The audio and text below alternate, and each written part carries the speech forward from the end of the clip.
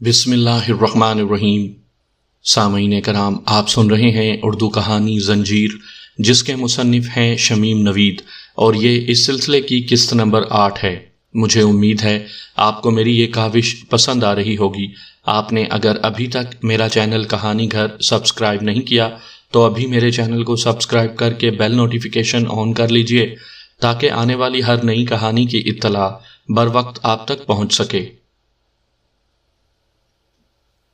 جب میں وہاں سے چلا تھا تو عجیب سے مخمصے میں مبتلا تھا۔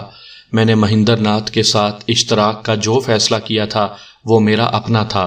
مہندر سے میں نے جو وعدہ کیا تھا اسے میں ہر قیمت پر پورا کرنا چاہتا تھا، سو میں نے یہی فیصلہ کیا تھا کہ سالار اعظم کو میں اس کے بارے میں کچھ نہیں بتاؤں گا۔ لیکن میں نے سالار اعظم کو سیٹھ جگدیش کے منصوبے کے بارے میں بتانے کا فیصلہ کر لیا تھا۔ میں نے سوچا تھا کہ سالار اعظم سے کہوں گا کہ قاسم کے تانگے کو چھوڑ کر میں ہندوؤں کے محلے سے گزرتا ہوا واپس آ رہا تھا تو ایک گلی میں کھڑے ہوئے چند لوگوں کی باتیں میرے کان میں پڑی تھیں۔ میں نے ایسا ہی کیا تھا، جس کے بعد سالار اعظم نے ہادی صاحب کے ہاں اس اجتماع کا اہتمام کیا تھا، اور یقیناً سالار اعظم ہی نے مختلف سرکردہ افراد کو محبان وطن کی طرف سے ہماری کارروائیوں کے متعلق پرچے بھی بھجوائے تھے۔ ہادی صاحب کے گھر سے ابھی میں تھوڑی ہی دور آیا تھا کہ عقب سے آواز آئی، عثمان بیٹے۔ آواز ہادی صاحب ہی دے رہے تھے۔ میں پلٹ کر ان کی طرف بڑھا۔ ان کا سانس پھول رہا تھا اور چہرے سے پریشانی عیاں تھی۔ بیٹے، تمہارے لیے ایک ضروری پیغام ہے، انہوں نے جلدی اس طرح کہا گویا مجھے کسی قریبی عزیز کے انتقال کی اطلاع دینے والے ہوں۔ فرمائیے، میں نے کہا۔ ان کی حالت دیکھ کر ہی مجھے اندازہ ہو گیا تھا کہ وہ کوئی اچھی خبر نہیں دیں گے۔ تمہیں واپس نہیں جانا ہے، انہوں نے کہا۔ اس مسجد میں چلے جاؤ، عصر کی نماز تک وہیں ٹھہرنا۔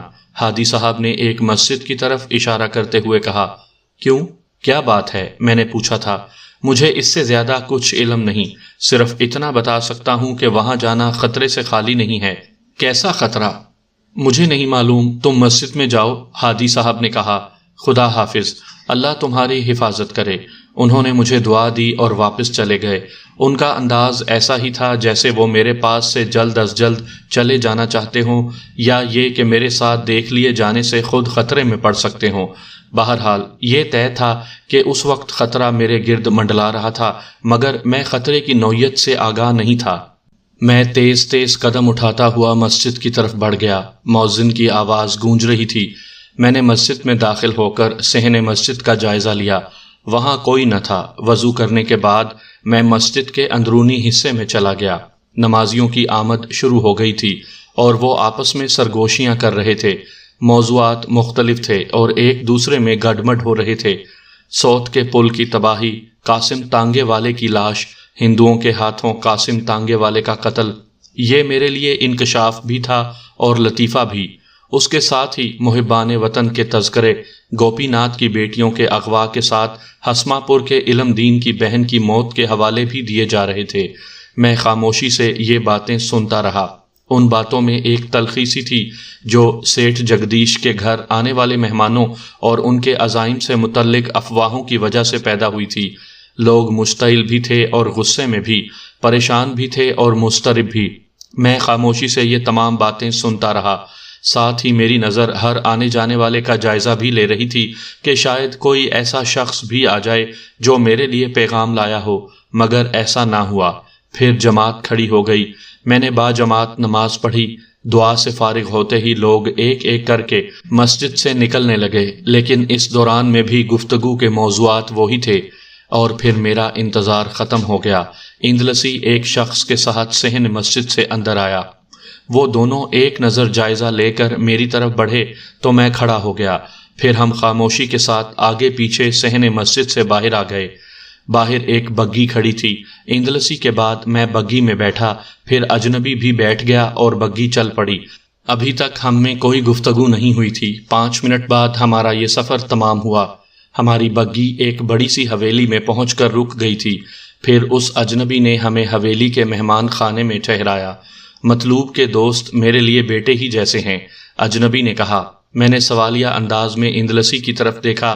بھائی، یہ مطلوب کے والد ہیں، مشہود صاحب۔ او اچھا۔ بڑی خوشی ہوئی آپ سے مل کر، حالانکہ مجھے معلوم نہیں تھا کہ مطلوب کون تھا۔ کامریڈ اندلسی اجنبی سے مخاطب ہوا۔ مطلوب جتنی تعریف آپ کی کرتا تھا میں نے آپ کو اس سے بڑھ کر پایا۔ کامریڈ اندلسی نے کہا، اگر شجاعت اس مصیبت میں گرفتار نہ ہوتا تو ہمیں آپ کو زحمت نہ دینا پڑتی، بس ہم کل صبح روانہ ہو جائیں گے۔ اس زحمت کے لیے معذرت خواہ ہیں۔ ارے نہیں بیٹا بہزاد، مشہود صاحب نے کہا، یہ بھلا کیا زحمت ہے؟ تم مطلوب کے دوست ہو، میرے بیٹے ہو، جیسے مطلوب ویسے تم۔ کیوں جمیل میاں؟ انہوں نے مجھ سے کہا تھا، گویا کامریڈ اندلسی یہاں بہزاد تھا اور میں جمیل۔ جی آپ کی شفقت اور محبت ہے، میں نے کہا۔ میں تو اس بات کے حق میں ہی نہیں تھا کہ آپ کو زحمت دی جائے، مگر بہزاد نہیں مانا۔ یہ اڑ گیا کہ آئے ہیں تو شجاعت سے مل کر ہی جائیں گے۔ ویسے میرا خدا جانتا ہے کہ اس وقت مجھے معلوم نہیں تھا کہ شجاعت کون ہے اور کس مصیبت میں گرفتار ہے۔ میں نے کامریڈ غزنوی کے جملے کے سہارے ہی تکے سے یہ بات کہہ دی تھی۔ میری بات کسی حد تک موزوں تھی، یہ مجھے معلوم نہ تھا۔ میں نے محسوس کیا تھا کہ مشہود صاحب کچھ مضطرب اور بے چین سے تھے۔ چند باتیں کر کے وہ چلنے لگے۔ اچھا بیٹا بہزاد، میں چلتا ہوں، مجھے ایک جگہ ضروری کام سے جانا ہے۔ امروہے میں ان دنوں ہندو مسلم کشیدگی بڑھ رہی ہے، اسی سلسلے میں ایک میٹنگ ہے۔ تم یہاں اطمینان سے آرام کرو، میں ملازمین کو ہدایت کر جاؤں گا، وہ تمہارا ہر طرح خیال رکھیں گے، بالکل مطلوب کی طرح۔ یہ تم نے کہاں لا پھنسایا؟ میں نے کامریڈ اندلسی سے سوال کیا۔ میں نے جو کچھ کیا ہے سالار اعظم کی ہدایت کے مطابق کیا ہے، کامریڈ اندلسی نے کہا۔ امروہے کے حالات اچانک ہی ہمارے لیے بگڑ گئے ہیں، یعنی اتنے مختصر سے عرصے میں نے کہا۔ ہادی صاحب کے ہاں اجلاس سے 2.5 گھنٹے سے زیادہ کا عرصہ تو نہیں لگا ہوگا؟ ہاں، کامریڈ اندلسی نے کہا۔ حالات نے اچانک ایسی کروٹ لی ہے کہ سالار اعظم کا تمام پلان درہم برہم ہو گیا، مگر مجھے تو حالات اور آثار یہاں بھی کچھ اچھے نہیں لگتے۔ میں نے سرگوشی میں کہا، یہ مشہود صاحب کون ہیں؟ مطلوب کون ہے؟ بہزاد، جمیل اور شجاعت کون ہیں؟ میں نے جو گفتگو کی ہے وہ صحیح بھی تھی یا نہیں؟ مطلوب مشہود صاحب کا لڑکا ہے، رڑکی میں پڑھتا ہے، آج کل دہلی گیا ہوا ہے، سالار اعظم اسے جانتے ہیں۔ وہ شجاعت کا بھی دوست ہے، وہ رڑکی میں پڑھتا تھا۔ بہزاد اور جمیل کی حیثیت سے ہم بھی وہیں پڑھتے ہیں۔ یوں سمجھو گویا ہم دونوں شجاعت اور مطلوب کے دوست ہیں۔ ہم شجاعت سے ملنے آئے تھے، مگر اسے آج پولیس نے گرفتار کر لیا، لہٰذا ہمیں مشہود صاحب کے ہاں ٹھہرنے پر مجبور ہونا پڑا، کیونکہ شجاعت کے ہاں کوئی مرد نہیں ہے۔ مگر اتنے ہیر پھیر کی کیا ضرورت تھی؟ ہم سیدھے مطلوب ہی کے پاس کیوں نہیں گئے؟ صرف حقیقت کا رنگ گہرا کرنے کے لیے، کامریڈ اندلسی نے کہا۔ ہم دہلی سے آ رہے ہیں، سوت کا پل تباہ ہونے کی خبر سن کر امروہے آئے ہیں۔ مطلوب سے ہماری ملاقات دہلی میں ہوئی تھی۔ یہ تمام باتیں ثابت کرتی ہیں کہ مطلوب ہمارا گہرا دوست ہے، کیا سمجھے؟ اور اگر میرے منہ سے کوئی غلط سلط بات نکل جاتی تو دیکھا جاتا پھر، کامریڈ اندلسی نے کہا۔ لیکن مجھے اپنے کمانڈر سے ایسی توقع نہیں تھی۔ تو یہ تمام کچھ سالار اعظم کی ہدایت پر ہوا ہے؟ ہاں، کامریڈ اندلسی نے جواب دیا۔ مگر مجھے یہاں حالات کچھ اچھے نظر نہیں آ رہے۔ میرا دل کہہ رہا ہے کہ ہم کسی مصیبت میں پھنسنے والے ہیں۔ میں نے اپنے خدشات کا اظہار کیا۔ لگتا تو مجھے بھی ایسا ہی ہے، اندلسی نے کہا۔ مشہود صاحب کا رویہ بڑا پراسرار رہا ہے، وہ کچھ تذبذب اور پریشانی کا شکار معلوم ہوتے ہیں، لگتا ہے جیسے وہ ہماری طرف سے مطمئن نہیں ہیں۔ میں بھی یہی محسوس کر رہا ہوں۔ ان کا انداز سراسر بناوٹی معلوم ہوتا ہے، میں نے کہا۔ مگر سالار اعظم کی ہدایت یہی تھی، کامریڈ اندلسی نے بے بسی سے کہا۔ میں یہ نہیں کہہ رہا کہ تم سے غلطی ہوئی ہے، میں نے کامریڈ اندلسی کو جواب دیا۔ میرے کہنے کا مقصد یہ ہے کہ ہمیں بہت چوکنا رہنا چاہیے۔ سالار اعظم سے بھی اندازوں کی غلطی ہو سکتی ہے۔ ہاں یہ بتاؤ، کچھ سامان بھی تمہارے ساتھ ہے یا نہیں؟ نہیں۔ تو کیا یہ بات مشہود صاحب کو شک میں مبتلا نہیں کر سکتی کہ دہلی سے آنے والے دونوں جوان بغیر کسی سامان کے امروہے آئے ہیں؟ نہیں اندلسی، مجھے یقین ہے کہ انہیں شبہ ہو گیا ہے، یقیناً انہیں شبہ ہو گیا ہے۔ امروہے کے بچے کی زبان پر ان 4 اجنبیوں کا تذکرہ ہے جن کی پولیس کو تلاش ہے اور جو محبان وطن نامی تنظیم سے تعلق رکھتے ہیں۔ پھر کیا کیا جائے؟ اندلسی نے پوچھا۔ ہوشیار اور چوکنا رہو، میں نے کہا۔ مجھے بتاؤ کہ حالات کے بگڑنے کا احساس سالار اعظم کو کیسے ہوا؟ اس کے جواب میں اندلسی کے پاس کئی پریشان کن اطلاعات تھیں۔ پہلی خبر یہ تھی کہ کامریڈ غزنوی کو پولیس نے گرفتار کر لیا تھا۔ دوسری خبر یہ تھی کہ رئیس تانگے والا پولیس کی حراست میں تھا۔ یہ دوسرا تانگے والا تھا جو ہمیں پہلے روز لالا گوپی ناتھ کی حویلی سے لے کر گیا تھا۔ تیسری خبر یہ تھی کہ سخاوت حسین کے صاحبزادے شجاعت حسین کو بھی پولیس نے پوچھ گچھ کے لیے روک لیا تھا۔ گرفتاری تو سخاوت حسین ہی کی ہوتی، مگر ان دنوں وہ اپنی زمینوں پر گئے ہوئے تھے۔ ان کی گرفتاری کا سبب یہ تھا کہ جس مکان میں ہم نے شکنتلا اور کامنی کو رکھا تھا وہ سخاوت حسین ہی کا تھا۔ ایک پریشان کن خبر یہ تھی کہ پولیس کو قاسم کی لاش تو مل گئی تھی، لیکن اس لاش کے ساتھ منسلک محبان وطن کے پیغام کو پولیس نے چھپا لیا تھا۔ ساتھ ہی یہ افواہ بھی پھیلا دی تھی کہ قاسم کو ہندوؤں نے قتل کیا تھا کیونکہ اس نے گوپی ناتھ کی لڑکیوں کے اغوا میں حصہ لیا تھا۔ یہ افواہ ہندوؤں کی اماں پر بعض مسلمان لفنگوں اور غنڈوں نے پھیلائی تھی۔ مقصد صرف اس کا یہ تھا کہ اس بہانے ہندو مسلم منافرت کو ہوا دے کر مسلمانوں کے اس قتل عام کی راہ ہموار کی جائے جس کا منصوبہ جگدیش کی حویلی میں بنایا گیا تھا۔ پھر ایک خبر یہ بھی تھی کہ مراد آباد سے پولیس کی بھاری جمعیت امروہے طلب کر لی گئی ہے۔ فوج کا بھی ایک دستہ امروہے پہنچ گیا ہے۔ امروہے کی ناکہ بندی کر دی گئی ہے اور امروہے سے جانے والی ہر گاڑی مسافروں اور سواریوں کو چیک کیا جا رہا ہے۔ یہ بات عام تھی کہ پولیس 4 اجنبیوں کی تلاش میں ہے۔ ظاہر ہے کہ وہ 4 اجنبی ہم ہی ہو سکتے تھے۔ اور ایک دل شکن خبر یہ تھی کہ ہماری کارروائی سے جو ٹرین تباہ ہوئی تھی، انگریز فوجی جماعت اس میں سفر نہیں کر رہی تھی۔ اس جماعت کی روانگی کا پروگرام آخری وقت میں تبدیل کر دیا گیا تھا۔ گویا ہماری یہ مہم کامیاب ہونے کے باوجود ناکام ہی رہی تھی۔ آخری خبر یہ تھی کہ اب وہ مکان بھی ہمارے لیے خطرناک ہی سمجھا گیا تھا جہاں ہم سخاوت حسین صاحب کے گھر سے پولیس چھاپے کے موقع پر فرار ہو گئے تھے۔ اندازہ یہ تھا کہ رئیس تانگے والے اور کامریڈ غزنوی کی گرفتاری شاید قاسم ہی کی فراہم کردہ اطلاعات کی بنا پر عمل میں آئی۔ پھر قاسم اس مکان سے بھی واقف تھا جہاں ہم نے پناہ لی تھی، لہٰذا احتیاطاً اسے بھی خالی کر دیا گیا تھا۔ کامریڈ کوہستانی اور کامریڈ صحرائی کو امروہے کی حدود سے نکال دیا گیا تھا اور وہ بخیریت اپنی اپنی منزلوں کو روانہ ہو چکے تھے، اور ہمیں آج رات امروہے سے چلا جانا ہے۔ اندلسی نے بتایا، یہاں سے نکلنے کے لیے ہمیں کیا طریقے اختیار کرنے ہیں اس کا فیصلہ تم پر چھوڑ دیا گیا ہے۔ اس وقت تک کے لیے ہم مشہود صاحب کے مہمان رہیں گے۔ اندلسی نے اپنی بات ختم کی۔ اس کا مطلب یہ ہے کہ سالار اعظم یہاں نہیں ہیں؟ میں نے سوال کیا۔ یہ مطلب کیسے نکال لیا آپ نے؟ ایسے کہ اب امروہے میں ہماری ان سے ملاقات نہیں ہوگی، میں نے سمجھاتے ہوئے کہا۔ اگر وہ امروہے میں ہوتے تو ملاقات ضرور ہوتی، اور اگر ملاقات ہو سکتی تو یقیناً فرار کے لیے ہمیں اپنے طور پر فیصلے نہ کرنے ہوتے، یا یوں کہہ لو کہ اب ہم اپنے ہر عمل میں خود مختار ہیں۔ ہمیں خود اپنی حفاظت بھی کرنا ہے اور اپنے لیے پناہ بھی تلاش کرنی ہے۔ ان کی طرف سے ہمارے لیے یہ آخری انتظام تھا۔ ہو سکتا ہے، اندلسی نے غیر یقینی انداز میں کہا۔ ہو نہیں سکتا بلکہ ایسا ہی ہے، میں نے قطعیت سے کہا۔ اس کے بعد کمرے میں خاموشی چھا گئی۔ میرے ذہن میں مشہود صاحب کا رویہ بری طرح کھٹک رہا تھا، اس کے ساتھ ہی میرے ذہن میں بڑھتے ہوئے خطروں کی دھمک ہو رہی تھی۔ پھر میں نے باہر بگھی چلنے کی آواز سنی۔ میں نے لپک کر کھڑکی سے جھانکا۔ وہی بگھی جس میں ہم یہاں آئے تھے پھاٹک سے نکل رہی تھی۔ میں کھڑکی سے پلٹا ہی تھا کہ ایک ملازم چاندی کے برتنوں میں چائے لے کر آ گیا۔ ٹرے اس نے میز پر رکھ دی اور کمرے کے باہر برآمدے میں ایک کرسی پر براجمان ہو گیا۔ میں نے کمرے سے نکل کر اس سے دریافت کیا، مشہود صاحب کہیں گئے ہیں؟ جی ہاں۔ کہاں گئے ہیں؟ مجھے نہیں معلوم صاحب، ملازم نے جواب دیا۔ کب تک آئیں گے؟ میں نے پھر سوال کیا۔ معلوم نہیں صاحب، ہم سے تو کہہ رہے تھے کہ ڈاکٹر کے پاس دوا لینے جا رہے ہیں، 15 منٹ میں آ جائیں گے۔ او جی ہاں، دوا ہی لینے گئے ہیں، ملازم نے گڑبڑا کر کہا۔ بیگم صاحبہ کی طبیعت خراب ہے نا جی؟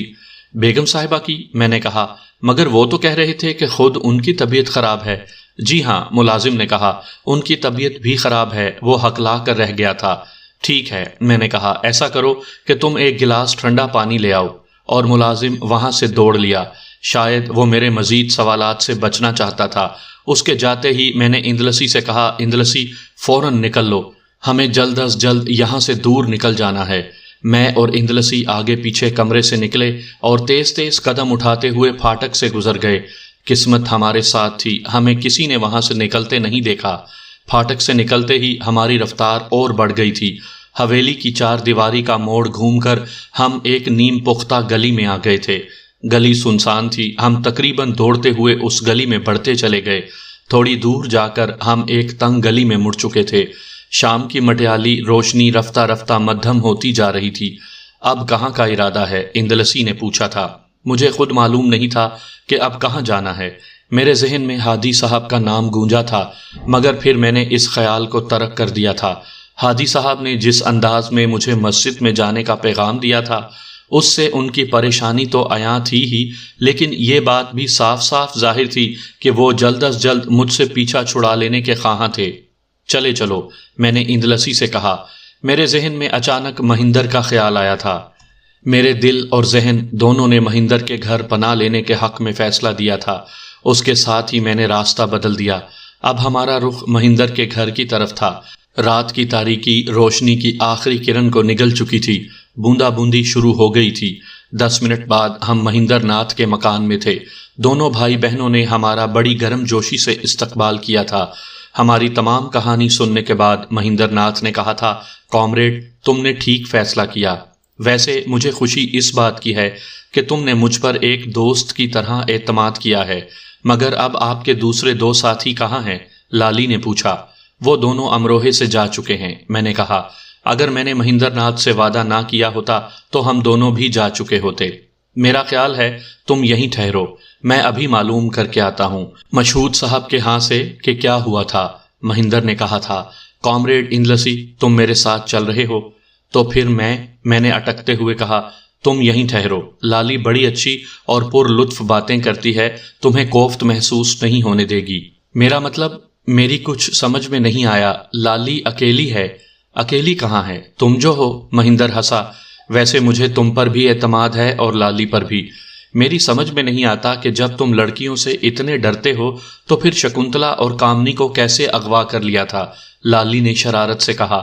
شکنتلا اور کامنی نے جس انداز میں تمہارا ذکر کیا ہے، اس کے بعد کون کافر تم پر اعتماد نہیں کرے گا؟ مہندر نے کافر کے لفظ پر بطور خاص زور دیا تھا۔ پھر مہندر اندلسی کے ساتھ چلا گیا۔ جانے سے قبل اس نے اندلسی کو اپنا ایک جوڑا دے دیا تھا۔ یہ لباس پہن کر وہ وضع قطع کے اعتبار سے ہندو ہی معلوم ہوتا تھا۔ لالی واقعی بہت خوبصورت گفتگو کرتی تھی۔ تھوڑی ہی دیر میں میری جھجک ختم ہو گئی۔ مجھے یوں لگ رہا تھا جیسے ہم دونوں عرصے سے ایک دوسرے کو جانتے تھے اور ایک ہی خاندان سے تعلق رکھتے تھے۔ لالی بڑی اچھی لڑکی تھی۔ اس کا باطن اس کے ظاہر سے بھی زیادہ حسین تھا۔ آج بھی لالی کی یاد میرے ذہن میں خوشبو گھول دیتی ہے۔ اس کا تصور میرے خیالوں میں رنگ ہی رنگ، خوشنما اور دل آویز رنگ بکھیر دیتا ہے۔ کتنی عجیب لڑکی تھی، کومل کومل، نازک سی، لیکن اس کے سینے میں شیر کا دل تھا۔ وہ مصائب اور شدائد سے ٹکرانے کا حوصلہ رکھتی تھی۔ اب تک اس کی یاد کا کانٹا میرے دل میں پیوست ہے۔ ایسی صورتیں الہی کس دیس بستیاں ہیں، اب جن کے دیکھنے کو آنکھیں ترستیاں ہیں۔ ہم باتیں کرتے رہے، اجنبیت شناسائی میں بدل گئی، دوریاں قربتوں میں ڈھل گئیں۔ اس کی قربت کی گرمی، اس کی سانسوں کی مہک اور آنکھوں کے جگنو میرے ارد گرد خوابناک ماحول تعمیر کرتے رہے۔ اب وہ مجھے البم دکھا رہی تھی، میں تصویریں دیکھتا رہا۔ اس دوران میں ہماری انگلیاں کئی مرتبہ مس ہوئیں، کئی مرتبہ اس کے لامبے لامبے سیاہ بال میرے چہرے سے ٹکرائے۔ میری رگ رگ میں چنگاریاں سی بھر گئی تھیں، میری نسیں چٹکنے لگی تھیں اور خون کی گردشیں تیز ہو گئی تھیں۔ میرے چہرے سے لو سی اٹھنے لگی تھی اور دماغ پر خواب آور نشہ سا پھیل گیا تھا۔ یہ دیکھو کامریڈ سعدی، اس نے کہا، مجھے یہ تصویر بہت پسند ہے، یہ میری سب سے اچھی سہیلی نے اتاری ہے۔ لالی اس تصویر میں ایک درخت کی ٹہنی پکڑے کھڑی تھی۔ تیز ہوا کے سبب ساڑی اس کے شانوں، اس کے پیٹ اور سینے سے بالکل چپکی ہوئی تھی۔ درختوں کے پس منظر میں اس کا جسم گلاب کی مانند تھا اور چہرہ کھلے ہوئے تر و تازہ گلاب کی مانند۔ میں اس تصویر کو دیکھتا رہا اور اس کے حسن کو ذہن میں پینٹ کرتا رہا۔ کیوں کامریڈ؟ مجھے لالی کی آواز کہیں دور سے آتی سنائی دی۔ کہاں کھو گئے؟ خوابوں میں، میں نے آہستگی سے کہا۔ اس کی آنکھوں میں ستارے جھلملا اٹھے۔ میرا مذاق اڑا رہے ہو؟ میں اس کا تصور بھی نہیں کر سکتا لالی، میں نے کہا تھا۔ اس وقت میں دنیا کی سب سے اچھی بات سوچ رہا ہوں۔ مجھے بتاؤ کامریڈ، لالی نے کہا۔ کیا سوچ رہے ہو؟ برا مان جاؤ گی، میں نے کہا تھا۔ اس نے بڑی بڑی آنکھوں سے مجھے دیکھا۔ اس کے گالوں کا گلال گہرا ہو گیا تھا، آنکھیں بھیگ سی گئی تھیں اور ان کی چمک مزید تیز ہو گئی تھی۔ کیسی باتیں کرتے ہو کامریڈ، میں تمہاری کسی بات کا برا نہیں مان سکتی۔ اس کے لہجے میں لرزش مجھے اچھی لگی تھی۔ اس کی گرم سانسیں میری پیشانی کو چوم گئی تھیں۔ تیز تنفس سے اس کا سینہ مرتعش تھا۔ میں خاموش ہو گیا تھا۔ بولو سعدی، چپ کیوں ہو؟ لالی نے بوجھل سے لہجے میں کہا۔ سچ سچ بتاؤ، کیا سوچ رہے ہو؟ ہمت نہیں ہے لالی۔ میرا لہجہ لکنت آمیز تھا۔ ہم دونوں بہت دور ہیں۔ اتنی دوری سے آدمی چیخ کر تو دوسرے کو اپنی طرف متوجہ کر سکتا ہے، سرگوشی سے نہیں، اور میں جو بات کہنا چاہتا ہوں وہ سرگوشی میں ہی اچھی لگتی ہے۔ ہائے سعدی جی، دور کہاں ہیں، اتنے قریب تو ہیں ہم، اس نے کہا۔ لو، میں اور پاس آئی جاتی ہوں۔ وہ مجھ سے چپک کر بیٹھ گئی۔ میں جو بات کہنا چاہتا ہوں نہیں کہہ سکتا، تم ناراض ہو جاؤ گی، اور تمہاری ناراضگی مجھے پسند نہیں۔ اس نے اپنا سر میرے شانے سے ٹکا دیا۔ سعدی جی، بعض باتیں انکہی ہی اچھی لگتی ہیں، پھر بھی آدمی انہیں اپنے کان سے سننا پسند کرتا ہے۔ میں بھی یہی چاہتی ہوں۔ تو تم سمجھ گئیں، میں نے اس کے بالوں میں انگلیاں پھیرتے ہوئے کہا۔ اس نے کہا۔ اس کی انگلیاں میرے دوسرے ہاتھ کی انگلیوں میں پھنس گئی تھیں۔ پھر ہم بڑی دیر تک اسی کیفیت میں بیٹھے رہے۔ اچانک وہ جھرجھری لے کر الگ ہو گئی۔ میں نے اسے دیکھا، وہ ذرا الگ ہو کر بیٹھ گئی تھی۔ ناراض ہو گئیں؟ اس نے نفی میں سر ہلا دیا اور میرے ہاتھ پر اپنا ہاتھ رکھ دیا۔ تم میرے بھگوان ہو، کوئی پجارن اپنے بھگوان سے ناراض نہیں ہو سکتی۔ نہیں لالی، مجھے یہ درجہ مت دو، تم میری دیوی ہو۔ میں نے اسے کھینچ کر اپنے سینے سے لگا لیا۔ کیسا سرور تھا، کیسا نشہ تھا۔ ہم دونوں ہی دھواں دھواں ہو رہے تھے، پگھل رہے تھے۔ اس سے پہلے کہ میں بہت دور نکل جاتا، میں نے کپ کپا کر اسے الگ کر دیا۔ لالی مجھے برا نہ سمجھنا، نہ معلوم مجھے کیا ہو گیا تھا۔ اس نے اپنی لرزتی ہوئی مخروطی انگلیاں میرے ہونٹوں پر رکھ دی۔ بری باتیں نہیں، اس نے کہا۔ میں تمہیں کیوں برا سمجھوں گی؟ تم برے ہو تو شاید میں بھی بری ہوں۔ نہیں لالی، تم بہت اچھی ہو، میں نے کہا۔ تم نے مجھے وہ خوشی دی ہے جس سے میں نا آشنا تھا۔ میرے دیوتا، اس کے ہونٹ لرزے اور وہ پھر میرے سینے سے لگ گئی۔ کچھ دیر یوں ہی گزر گئی۔ اب تم چلے جاؤ گے اور میں جلتی رہوں گی۔ میں بھی تمہیں کبھی نہیں بھلا سکوں گا، میں نے کہا۔ وہ میرے سینے سے الگ ہو گئی۔ پھر اس نے ایلبم سے اپنی گلاب ایسی تصویر نکال کر مجھے دے دی۔ یہ تصویر تمہیں میری یاد دلاتی رہے گی۔ میں نے اس تصویر کو اپنے ہونٹوں سے لگا لیا۔ وہ ایک بڑا سا کاغذ لے کر آئی۔ تصویر میں نے اس کاغذ میں لپیٹی اور اپنی قمیض کی جیب میں رکھ لی۔ شکریہ، میں نے کہا۔ پانی پلاؤ گی؟ وہ پانی لے آئی۔ پہلے تم پانی پیو، میں نے اس سے کہا۔ کیوں؟ یہ کہہ کر اس نے گلاس سے تھوڑا سا پانی پی لیا اور گلاس میری طرف بڑھا دیا۔ میں نے بڑی احتیاط سے گلاس لیا اور ٹھیک اس جگہ سے اپنے ہونٹ رکھے جہاں سے اس نے پانی پیا تھا، اور پانی گھٹا گھٹ چڑھا لیا۔ پھر گلاس میز پر رکھ کر سر صوفے کی پشت سے ٹکا دیا۔ اس کا چہرہ میرے چہرے پر جھکایا۔ میں نے دونوں ہاتھ اس کی گردن میں ڈال دیے۔ اب ہم نہ جانے کب ملیں گے، مل بھی سکیں گے یا نہیں، اس نے کہا۔ اس کا چہرہ مزید قریب آ گیا۔ میں تم سے ملنے پھر آؤں گا، میں نے کہا۔ مجھے یہی امید ہے۔ اس کی انگلیاں میرے ہونٹوں پر لرز رہی تھیں۔ اس پہلی ملاقات کی یاد کے طور پر، اس نے کہا، اور پھر اس کے ہونٹوں نے میری آنکھوں کو چوم لیا۔ اس کے بعد ہم ہوش میں آ گئے تھے۔ لالی سے اس ملاقات کی یاد آج بھی میرے ذہن میں پھلجھڑیاں سی چھوڑ جاتی ہے۔ آج میں سوچتا ہوں تو وہ سب ایک ناممکن واقعہ محسوس ہوتا ہے جس کا کوئی شخص شاید خواب میں بھی تصور نہیں کر سکتا۔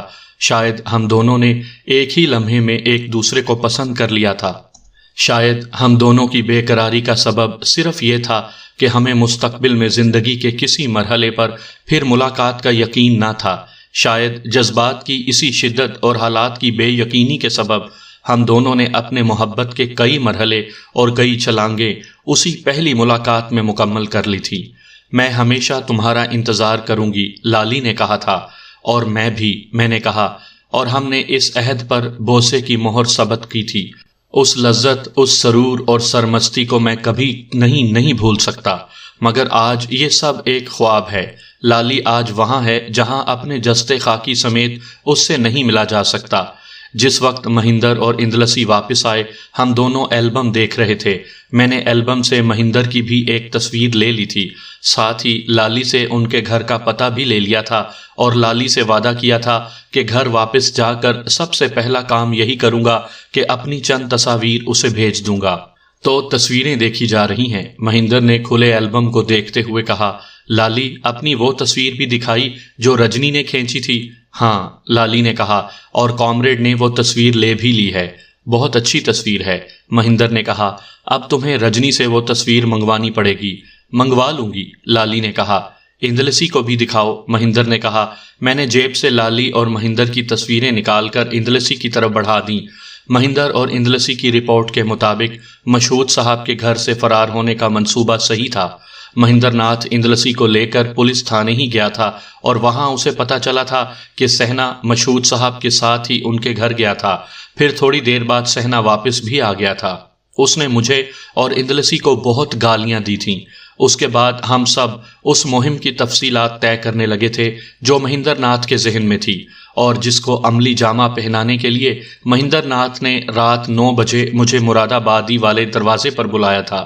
ہمارا پہلا شکار سہنا تھا، اس کے بعد بدری ناتھ، بھگوان داس، رام پرساد اور جگ موہن۔ سہنا 2 کانسٹیبلوں سمیت مہندر کے گھر آیا تھا۔ اس وقت میں اور اندلسی ایک کمرے میں چھپے ہوئے تھے۔ پروگرام کے مطابق مہندر نے واپس جا کر سہنا کو اطلاع دی تھی کہ اس کی بہن لالی کو اغوا کر لیا گیا ہے۔ اغوا کرنے والے محبان وطن ہی ہیں۔ محبان وطن کے الفاظ ہم نے انگریزی اخبار کی سرخیوں کے الفاظ سے کاٹ کر ایک کاغذ پر چپکا کر لکھے تھے۔ ظاہر ہے کہ اس رپورٹ کے بعد سہنا کو ہی آنا تھا۔ لالی اس وقت باغ میں تھی۔ احتیاطاً ہم نے اسے ایک درخت سے باندھ دیا تھا اور منہ میں کپڑا ٹھونس دیا تھا۔ اور کوئی چیز تو غائب نہیں ہے؟ سہنا نے مہندر سے پوچھا تھا۔ بظاہر کوئی چیز غائب نہیں ہے، مہندر نے کہا، بس لالی غائب ہے۔ پھر وہ دونوں کانسٹیبلوں کو وہیں بیٹھنے کی ہدایات دے کر مہندر کے ساتھ دوسرے کمرے میں آ گیا۔ وہ لالی کا کمرہ دیکھنا چاہتا تھا جس میں ہم نے بے ترتیبی پھیلا کر یہ تاثر دینا چاہا تھا کہ لالی نے اغوا کے موقع پر خاصی جدوجہد کی تھی۔ آگے آگے مہندر تھا۔ پہلے وہ کمرے میں داخل ہوا، اس کے پیچھے سہنا، اس کے بعد میں بندوق ہاتھ میں لیے داخل ہوا۔ میرے پیچھے اندلسی تھا۔ اس وقت ہمارے جسم پر سیاہ پتلونیں اور سیاہ قمیضیں تھیں۔ یہ لباس ہمیں مہندر نے ہی فراہم کیے تھے۔ ہمارے پیروں میں کرمچ کے جوتے تھے اور چہروں پر سیاہ نقابیں موجود تھیں۔ ہاتھ اٹھا دو، شور نہ مچانا ورنہ۔ میں نے بے حد خونخوار لہجے میں اپنا جملہ ادھورا چھوڑ دیا تھا۔ دونوں چونک کر پلٹے تھے۔ پھر مہندر نے ہاتھ اٹھا دیے تھے، ساتھ ہی سہنا نے بھی ہاتھ اٹھا دیے۔ اندلسی نے پیچھے جا کر بندوق کے بٹ کا بھرپور ہاتھ سہنا کے سر کے پچھلے حصے میں مارا تھا اور وہ بغیر آواز نکالے لڑکھڑایا۔ مہندر نے اسے سنبھال لیا اور آہستگی سے فرش پر لٹا دیا۔ پھر اس نے جلدی سے سہنا کے ہولسٹر سے پستول نکال لیا۔ اب، میں نے کہا۔ ترپاٹھی، مہندر نے آواز لگائی۔ اس نے سہنا کی آواز کی نقل اتاری تھی۔ یس سر، آیا، ترپاٹھی کی آواز آئی۔ ترپاٹھی کا بھی وہی حشر ہوا اور اس کے بعد دوسرے کانسٹیبل ورما کو بے بس کر دینا کوئی مشکل کام نہ تھا۔ جس وقت ہم اسے لالی کے کمرے میں لائے تھے تو سہنا اور ترپاٹھی کے ساتھ ہم نے مہندر کے ہاتھ پیر بھی باندھ کر زمین پر ڈال دیا تھا۔ اس کا مقصد صرف یہی تھا کہ اگلے روز جب وہ بیان دے تو مہندر کی کیفیت بھی بتائے اور یہ ثابت ہو سکے کہ مہندر کا محبان وطن سے کوئی تعلق نہ تھا۔ پھر ہم نے ان تینوں کو بے ہوشی کی حالت میں اٹھا کر باغ میں 3 مختلف درختوں سے باندھ دیا۔ ان تینوں کے منہ میں کپڑے ٹھونس دیے گئے تھے تاکہ ہوش میں آنے کے بعد وہ شور نہ مچا سکیں۔ ساتھ ہی ہم نے ان کی آنکھوں پر پٹیاں بھی باندھ دیں، مگر اس سے قبل دونوں کانسٹیبلوں کی وردیاں ہم نے اتار لی تھیں کیونکہ اس مہم کا اگلا حصہ انہی وردیوں کے سہارے تکمیل کو پہنچنا تھا۔ مہم کا یہ حصہ بنیادی طور پر مہندر اور اندلسی کو انجام دینا تھا۔ انہوں نے کانسٹیبلوں کی وردیاں پہن لی تھیں۔ اب وہ سہنا کی بگی میں بدری ناتھ، بھگوان داس، رام پرساد اور جگ موہن کے گھروں کا چکر لگانا چاہتے تھے۔ ان سب کے مکانات قریب ہی تھے۔ مہندر ناتھ کو صرف بگی چلانا تھی۔ اسے پوری مہم کے دوران میں بس کوچوان کی سیٹ پر بیٹھے رہنا تھا۔ باقی کام اندلسی کو انجام دینا تھا۔ یہ کام میں بھی کر سکتا تھا، لیکن شاید مہندر ناتھ میرے سوا کسی اور پر بھروسہ نہیں کرنا چاہتا تھا۔ وہ لالی کے پاس کسی اور کو نہیں چھوڑنا چاہتا تھا۔ اندلسی کا کام اتنا تھا کہ وہ ان لوگوں کے پاس جائے جو ہمارے ہدف تھے اور ان کے نام مہندر ناتھ کا پرچہ دکھائے، جس کا مضمون ہم سب نے اس مہم کے آغاز سے قبل ہی تیار کر لیا تھا۔ یہ 2 خط تیار کیے گئے تھے۔ ایک خط بدری ناتھ اور بھگوان داس کے نام مشترک تھا، دوسرا بھگوان داس اور رام پرساد کے نام۔ دونوں کا مضمون ایک ہی تھا: چاچا، میں یہ خط بہت جلدی میں لکھ رہا ہوں۔ لالی کو انہی لوگوں نے اغوا کر لیا ہے جنہوں نے شکنتلا اور کامنی کو اغوا کیا تھا۔ انہوں نے لالی کی رہائی کے لیے 10,000 روپے کا مطالبہ کیا ہے۔